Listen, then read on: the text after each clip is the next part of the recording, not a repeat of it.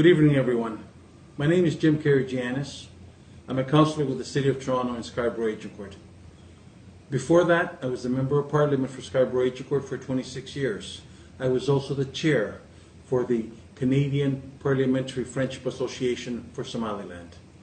I've been to Somaliland a number of times. I've witnessed firsthand the trials and tribulations on the ground. I've been to a lot of conferences regarding Somaliland. It is about time that the international community steps up and recognizes what is happening in Somaliland and also agrees to Somaliland having statehood. However, tonight we're here for a different cause. Tonight you're gathered because you believe in Somaliland and you believe in the young girls and the ladies of Somaliland. I'd like to recognize the organizer, Anna Youssef, and thank her and thank all the volunteers for putting this on tonight.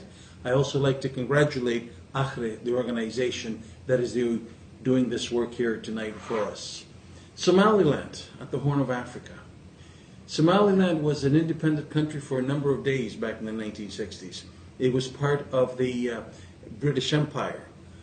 And Somalia was part of the Italian, if you want to call it, empire. And they were forged and they formed a country. Unfortunately, in the 1980s, there was a civil war. Somaliland decided in 1991 to form its own country. There was a referendum. This referendum overwhelmingly stated that the Somalilanders wanted an independent country. Somalilanders in Canada are as an excellent society. They're excelling in all fields. They're excelling in the fields of medicine. They're excelling in the fields of education. They're excelling in the fields of legal society. They're excelling in families. To the Somalilanders, families are very important. And in that spirit, what is happening here tonight, you're gathered to raise funds.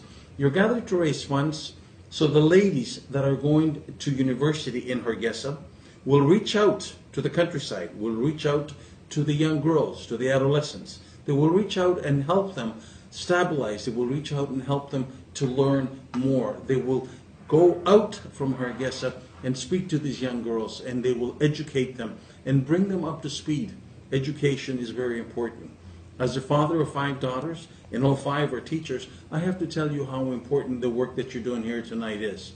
So I join you, and I wish you all the best. Unfortunately, I couldn't be with you tonight, but to Anna Youssef, the rest of the organizers, the volunteers, and all of you that are here tonight, thank you for coming. Thank you for doing this. Congratulations.